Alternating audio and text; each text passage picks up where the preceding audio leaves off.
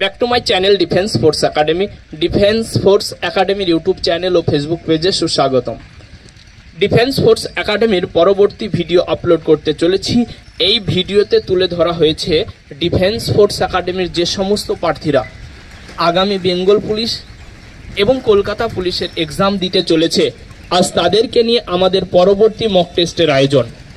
আমরা জানি এই ডিফেন্স ফোর্স একাডেমিটা হলো নদিয়া জেলার সবথেকে আবাসিক প্রতিষ্ঠান এবং বড় প্রতিষ্ঠান, যেখানে সব সময়তেই প্রায় 250 থেকে 270 এরকম ছেলে গড় থাকে।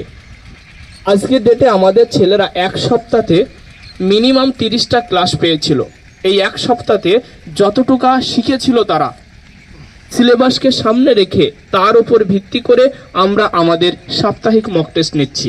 আমরা দেখতে পাচ্ছি আমাদের ছেলেরা খুবই সুষ্ঠুভাবে এক্সাম দিচ্ছে।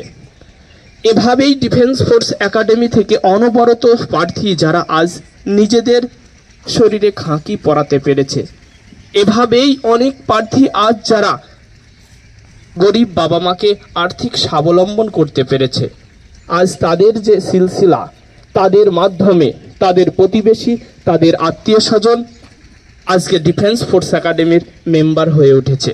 কেন? তাদের মতো করে নিজেদের সফলতা আনার জন্য। আমাদের এই ডিফেন্স ফোর্স একাডেমিটা অবস্থান করছে নদিয়া জেলার চাপড়া থানা সনপুকুর বাসস্ট্যান্ড। এই একাডেমিতে যে সমস্ত প্রার্থীরা পশ্চিমবাংলার বিভিন্ন জেলা থেকে আসে, যেমন উত্তরবঙ্গের সাইড থেকে যে সমস্ত প্রার্থীগুলা রয়েছে তারা অলরেডি তারা নবদ্বীপ ধাম স্টেশন নামছে, যারা এনজিপি এবং বিভিন্ন জায়গা থেকে জলপাইগুড়ি এবং কোচবিহার বিভিন্ন জায়গা থেকে যারা আসছে তারা নবদ্বীপ ধামে নেমে কৃষ্ণনগর ভায়া হয়ে একাডেমিতে প্রবেশ করছে। এবং সাউথ থেকে যারা আসছে তারা শিয়ালদা থেকে কৃষ্ণনগরগামী লোকাল বা এছাড়া লালগোলাগামী ট্রেন ধরে বেথুয়া ডহরি বা কৃষ্ণনগর এসে তারা নামছে। অর্থাৎ এভাবেই ডিফেন্স ফোর্স একাডেমিতে তারা প্রবেশ করছে। এবং এখানে আসার পর তাদেরকে প্রথম একটা রুম দেওয়া হচ্ছে, 3 টাইম খেতে দেওয়া হচ্ছে, প্রতিদিন 3টে থিওরি ক্লাস দেওয়া হচ্ছে। এছাড়া তাদেরকে প্রতি সপ্তাহে একটা করে মক নেওয়া হচ্ছে। এভাবে আমাদের প্রার্থীদেরকে আমরা পরিপূর্ণভাবে তৈরি করছি। ডিফেন্স ফোর্স একাডেমিতে সিস্টেম পরিকাঠামো, ডিফেন্স ফোর্স একাডেমির ছেলেরা কতটা প্রিপারেশন পাচ্ছে, এখানে আমরা যে বলে থাকি 10-12 জন টিচার মিলে তাদেরকে সবসময় গাইড করে থাকে, আমরা সব সঠিক বলছি কিনা এবং আমাদের এখানকার সিস্টেম কালচার সব কেমন রয়েছে এই ধরনের একটু ক্লিয়ার হবার জন্য আমাদেরই প্রার্থী একজনকে স্ট্যান্ড আপ খাড়া হতে বলবো। আমি তাকে জানকারি নেব, কয়েকটা কথা তাকে জিজ্ঞাসা করব। ভিউয়ার্স, আমরা ভিডিও শেষ পর্যন্ত দেখতে থাকি, ভিডিও না টেনে। প্রথমেই জানকারি নেব, তোমার নাম? আমার নাম ইন্দ্রজিৎ মন্ডল। কোথা থেকে আসছো? আমি বীরভূম থেকে এসেছি। ইন্দ্রজিৎ মন্ডল, আমরা বলে থাকলাম যে এখানে 10-12 জন টিচার, প্রতি সপ্তাহে মক, 3 টাইমে খাওয়া দাওয়া, পশ্চিমবাংলার বিভিন্ন জেলার প্রার্থী একত্রিত হয়ে প্রায় 200-250 ছেলে একসাথে আমরা প্রিপারেশন নিচ্ছি। এগুলো সব ঠিকঠাক বলা হচ্ছে কিনা? হ্যাঁ স্যার, এখানে 10 জনের টিচার আছে আর মোটামুটি সব ডিস্ট্রিক্টেরই ছেলে এখানে আছে। ভালো প্রিপারেশন চলে, গাইড ভালো চলে, এখানে মাস্টারগুলো খুব ভালো গাইড দেয়। আচ্ছা, আমি যতটুকু জানি, তুমি যে বললে বীরভূম বাড়ি তোমার, বীরভূম ডিস্ট্রিক্টের প্রায় এখানে 50 জনের কাছে রয়েছে। এবছরে এসএসসি জিডিতে একাধিক ছেলে যারা চাকরিও পেতে চলেছে বীরভূমের ছেলে, ঠিক বলছি? আচ্ছা, এর আগেও বীরভূমের একাধিক প্রার্থী যারা এখান থেকে সফলতা পেয়ে চলে গেছে, তুমি কি তাদেরকে চেনো? হ্যাঁ স্যার, চিনি। প্রকাশ মালদার, কেপি দেবেলো, ঋত্বিক সরকার, তারপর বিক্রম মন্ডল, শান্তনু মন্ডল। গুডসাবাস, তাদের মাধ্যমে আজ এই ছেলে ইন্দ্রজিৎ মন্ডল এই একাডেমিতে প্রবেশ করেছে। শুধু তাই নয়, নিজে যখন এসেছিল অনেক দুর্বল ছিল, একটু একটু করে নিজেকে এমনভাবে সাজিয়ে গুজিয়ে নিয়েছে। আমি যথেষ্ট আশাবাদী এই ছেলে এবছরে বেঙ্গল কেপিতে সফলতা পেতে চলেছে।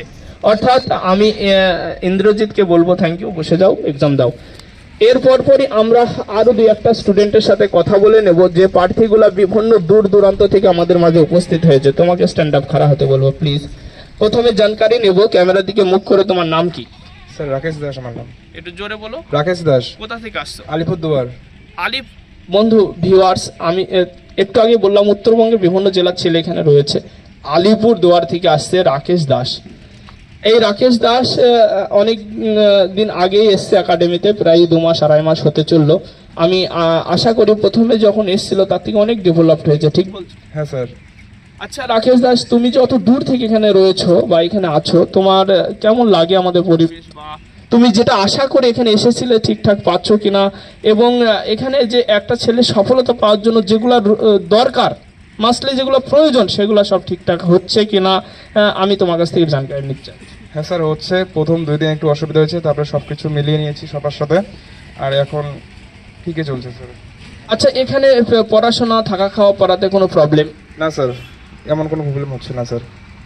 আমরা যতটুকু জানি এবছরে এসএসসিতে এই একাডেমিতে হিউজ ছেলে যারা চাকরি পেতে চলেছে, আমি কি ঠিক বলছি? হ্যাঁ স্যার। তোমার কোনো ফ্রেন্ড সার্কেল এখানে দেখছো যে হ্যাঁ চাকরি পেতে চলেছে? আমাদের দাদাগুলো আছে স্যার, 22-23 বছরের দাদাগুলো আছে, ওরা। গুড, সাবাস। রাকেশ, তুমি অনেক দূর থেকে বিলং করেছো, আমি আশা রাখি তুমি যেন সফলতা নিয়ে বাড়ি ফিরতে পারো, সেই দোয়া প্রার্থনা করি। তুমি বসো, এক্সাম দাও। ভিউয়ার্স, আমরা দেখতে পেলাম ভিডিওর মাধ্যমে যে এখানে পশ্চিমবাংলার সমস্ত জেলার প্রার্থী একত্রিত হয়ে কাঁধে কাঁধ রেখে ফিউচার বানানোর লড়াই করছে। আর যে সমস্ত ভিউয়ার্স, যে সমস্ত প্রার্থীরা আমাদের চ্যানেল ফলো করে দীর্ঘদিন ধরে, যারা আমাদের চ্যানেলের সাথে যুক্ত রয়েছে, আমি তাদেরকে বলবো, তোমরা যদি ডিফেন্সের পদপ্রার্থী হয়ে থাকো তাহলে অবশ্যই এক মুহূর্ত বিলম্ব না করে আজই আমাদের এই একাডেমির সাথে কনসাল্ট করো, একাডেমির একজন মেম্বার হয়ে যাও। এতে তোমার আগামীতে সফলতা পাওয়া অত্যন্ত সহজ হবে, আমরা আশা রাখি। ওকে, ভিডিও শেষ পর্যন্ত দেখবার জন্য অসংখ্য ধন্যবাদ। Thank you, all the best.